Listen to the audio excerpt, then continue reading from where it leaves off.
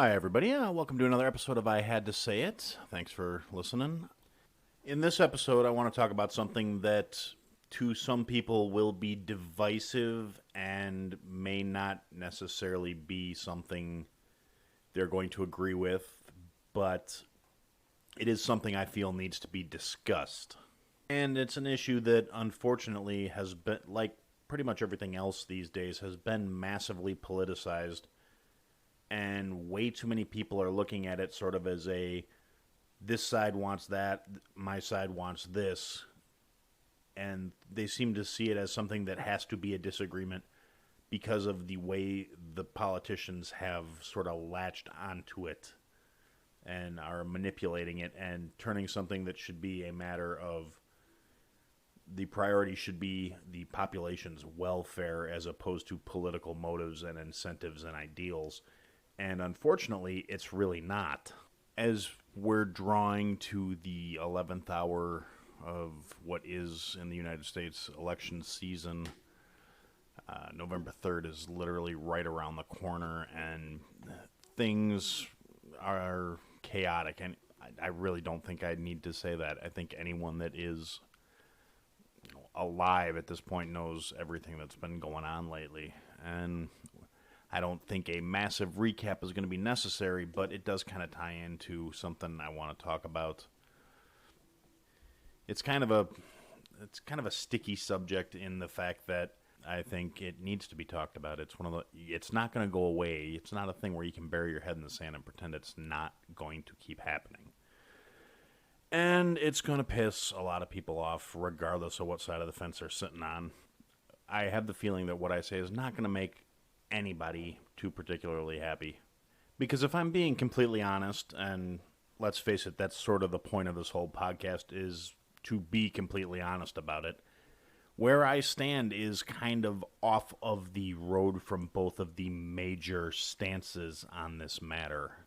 I agree a little bit with both sides, and I disagree a little bit with both sides. So realistically, I don't think either side will be happy with me, but I also don't think it's an issue that should have a side.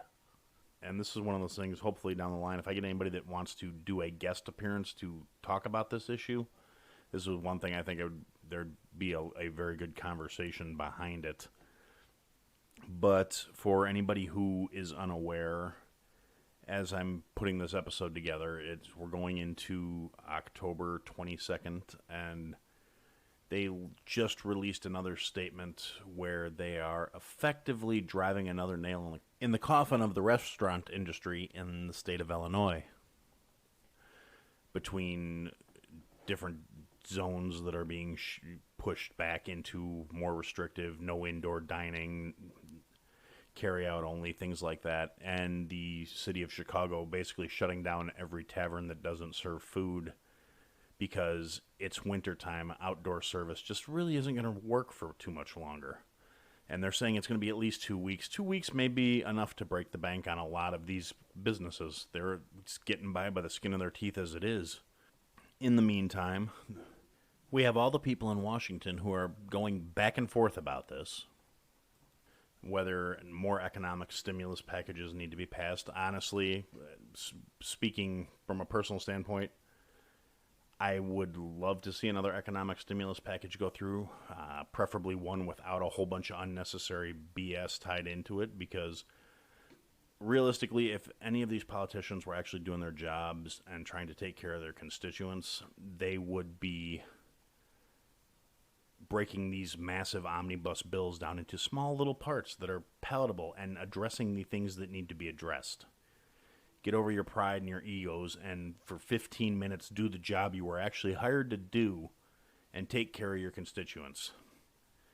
Now, on the other side of that coin, I am really kind of not a fan at all of mortgaging the future of generations to come that are going to be paying off this massive amount of debt that's being piled up in the name of hyperinflating the American dollar and theoretically putting us in a position for a massive economic crash further down the line. And that's just kind of based on the things I've looked at. I'm not going to claim to be an economics professor. I'm sure there are people out there that know better than I do that have their opinions and their information Again, if you're an economics professor or you're some kind of financial genius, please, you want to talk to me, feel free to get a hold of me. I'd love to talk to you. I'd love to have you on the show if you want to be on the show. I'd love to talk to you just for the sake of bettering myself. I'm still a big fan of learning and improving. So, again, if you're out there and you happen to hear me and you want to teach me something, you want to tell me why I'm wrong and the things I'm looking at, please do. I would love the input. I would love to learn and theoretically apply that learning and that information and make my situation better. I'm not going to lie and act like there's any kind of altruistic belief behind, oh, I just want to know for the sake of knowing. No, I want to know so I can apply it to better my situation, and that's what most people want, if they're being honest. They want to better their situation. They want to better their circumstances. That being said, here comes the part where a lot of people are going to start hating at me, but I want to talk about these shutdowns and the lockdowns and the return to a lockdown status. People seem to have forgotten really quickly the initial reason behind the lockdowns and the cutting back of service and all this other stuff was not to completely stop the spread of the virus. That's never going to happen. Everyone acting like we have to keep shutting down until we completely stop, and we have flatlined the amount of new cases and the growth, and the testing has to show all these things. Everyone seems to have forgotten. In the large portion of the people who have this virus, it is asymptomatic. And it's a horrible, shitty way to die, and I feel terrible for anyone who has lost a loved one to it. And it does lasting and extensive damage to the people who come down with it really bad. But it was never supposed to be about stopping. It was supposed to be about preventing the hospitals and the responders from being overwhelmed by a massive crush and influx of these cases. And I honestly believe that, as horrible as it is and as terrible as it's been, government agencies left and right mishandled, misstepped, and did so many just poorly done things, poorly executed plans, between confining old people that were exposed to nursing homes and introducing something viral into a contained population and not letting anybody out. That should be criminally stupid, lethal mistake. And the literally tens of thousands of dollars that were invested in setting up temporary treatment facilities, entire convention centers were converted into emergency medical response units that never saw a case, never saw a patient. And the initial response was so overbearing and so blown out of proportion to what I think the initial lockdown did help contain the spread and help stop things from getting out of hand. But beyond that, the simple fact that all of that initial craziness that initially was gotten on board with by pretty much everybody didn't stop the virus. It's not supposed to stop it. We cannot actually stop it. It was supposed to stop the system from getting overwhelmed, and it did what it was supposed to. And extending the lockdowns and extending the restrictions and then extending this is not containing anything. And now it's to the point where you've got people getting so frustrated because there is so much information going both ways. And everyone that has information that disagrees with somebody is calling the other side's science garbage and saying their facts are stupid. And everyone is accusing everyone else of being selfish, and everyone is right.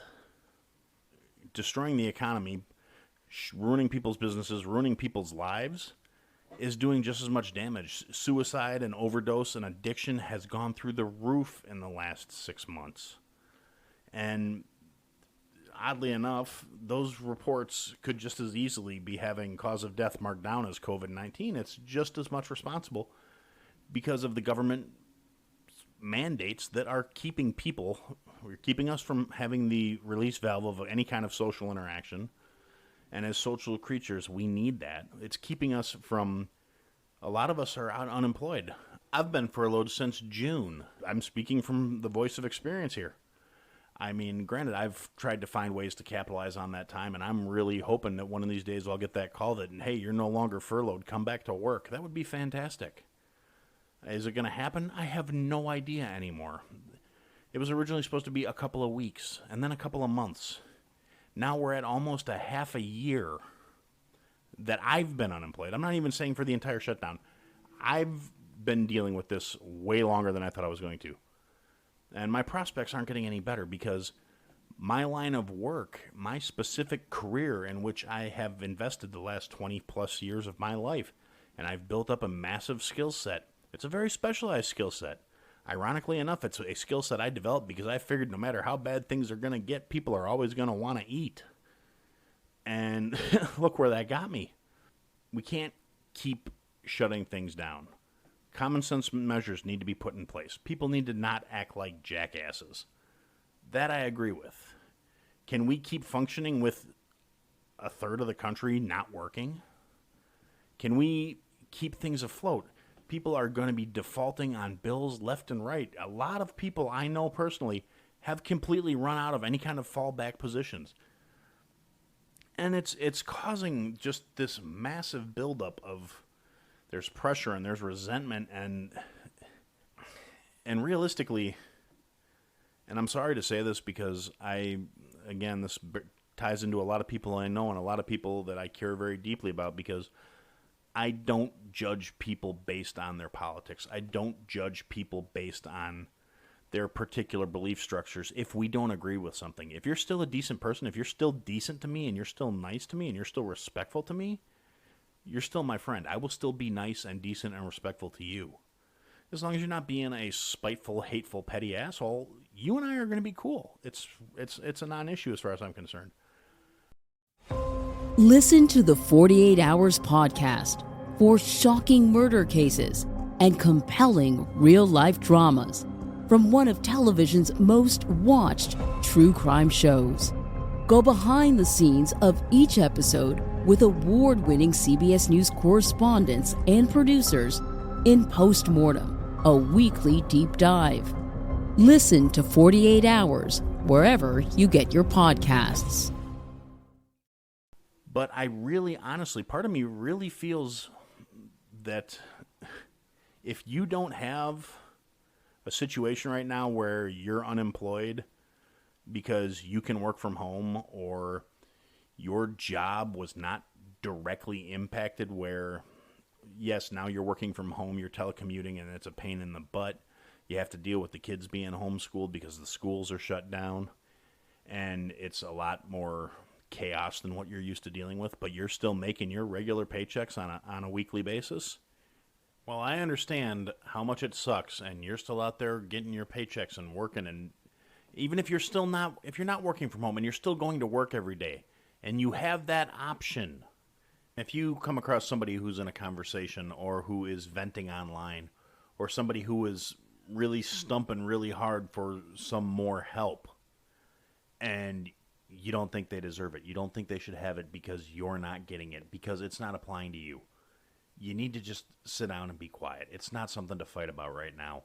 These people have literally had their livelihoods taken away. Gone. They didn't do anything to deserve it. They didn't get fired for not being able to do their job properly. It wasn't anything to do with merit or because. It was they had the misfortune of picking an industry that was arbitrarily shut down by the government. Your job was not taken away from you through no fault of your own. And you don't agree with them? Seriously, just keep it to yourself. You need to be quiet. You're not in the same boat. You don't have a frame of reference for it, and you need to shut the hell up. And a lot of people are going to get mad at me for saying that. A lot of people are going to be really bent out of shape because who the hell am I to tell them what's right and what's wrong for their safety and their well-being?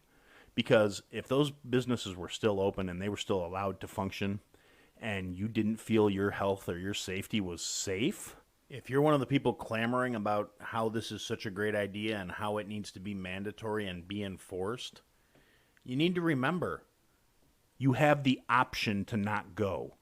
There's literally nothing telling you you have to go out to eat. You have to go out to the bar. You have to go out and spend money. So, from a purely objective standpoint, for those people that are there working and making a living, it's not a choice. And to every single person who's going, well, why don't you just go get a different job? It's not that easy, especially not now. Literally, tens of thousands of people that are out of work are all trying to get the same jobs. And a very large portion of them are lifers, are people that have been doing this for the majority of their adult lives,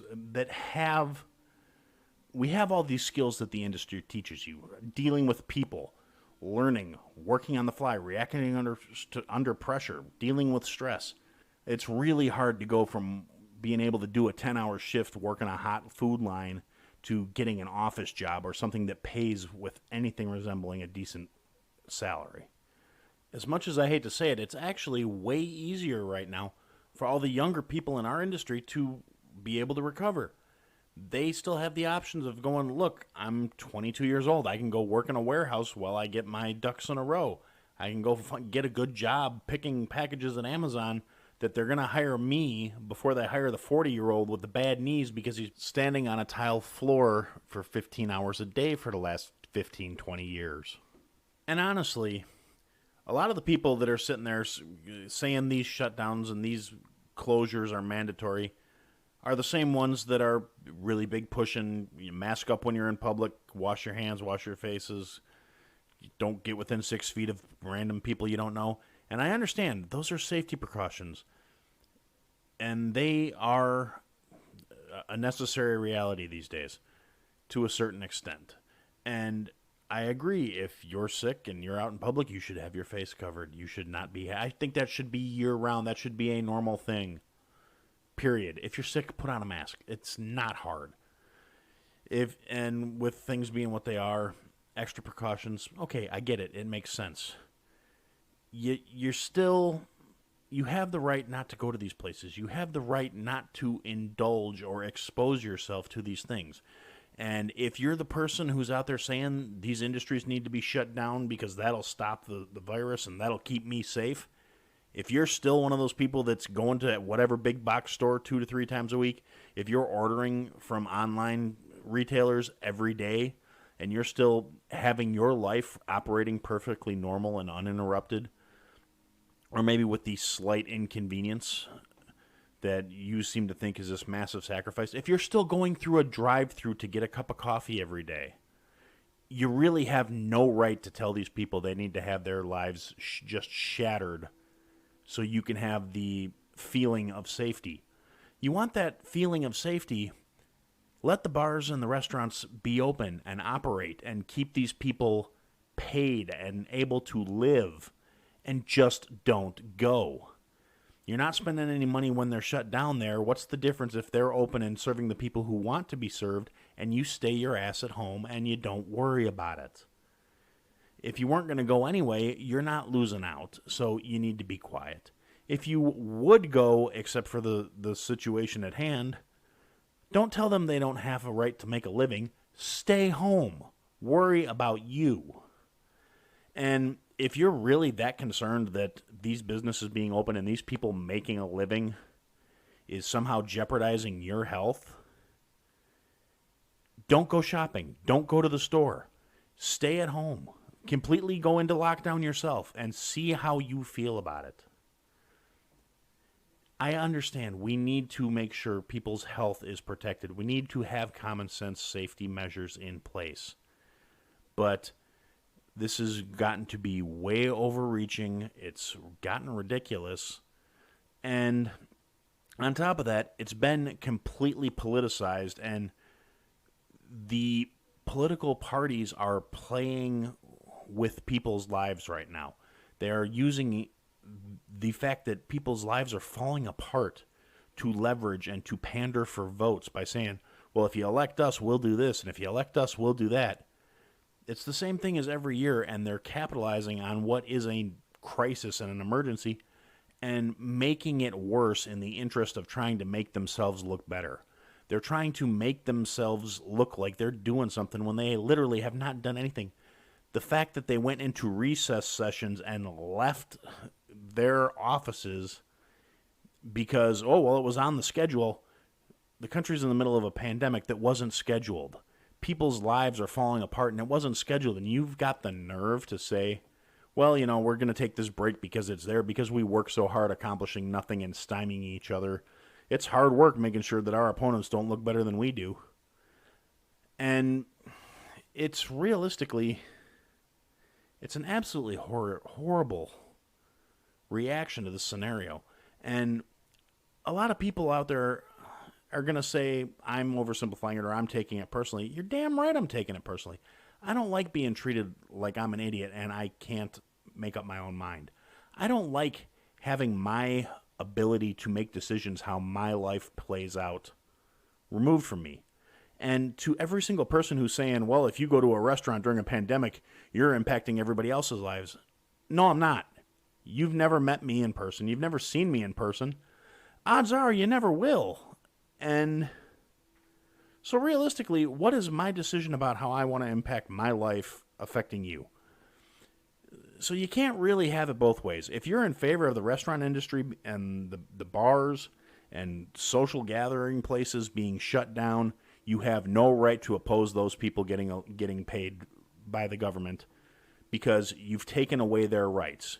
You have no right to take away their rights without some form of compensation. There's all kinds of clauses worked into the Constitution, and it's not exactly false imprisonment, but it's a pretty similar concept. You're taking away their ability to earn a living and their ability to survive without any due process. Nobody in the restaurant industry was given a trial to see whether or not they deserve to still make a living. And realistically, if you think I'm blowing it out of proportion, or you think I'm overemphasizing the wrong parts of this, what you need to do is, I've been trying to get my listeners to engage. If you don't agree with me, write me an email, shoot me a message through the Facebook group or through the website. I even went out and got a specifically dedicated phone number. You can call me and leave me a voicemail if I don't answer the line when you call. It's all there on the website. Feel free to look it up. Let me know what you think. Tell me I'm right. Tell me I'm wrong. Tell me I'm a jackass. But that's realistically how I see it. And if you don't agree with me, and that's your right, and I'll respect it. As long as you're respectful in how you disagree with me, we can have a conversation about it. Who knows? Maybe I'll change your mind. Maybe you'll change mine. Nothing's carved in stone. Nothing has to be a certain way. There are not a lot of absolutes. And I'm always willing to discuss it with everyone. And I wish more people thought that way. I wish we could actually talk things over. I think we'd be in a much better place if we were. And so that being said, like I said, check out the website, www.ihadtosayitpodcast.com. Look for the Facebook group, Instagram, Twitter. I'm working on getting out there on all the social media sites. And in the meantime, for now, that's what I had to say.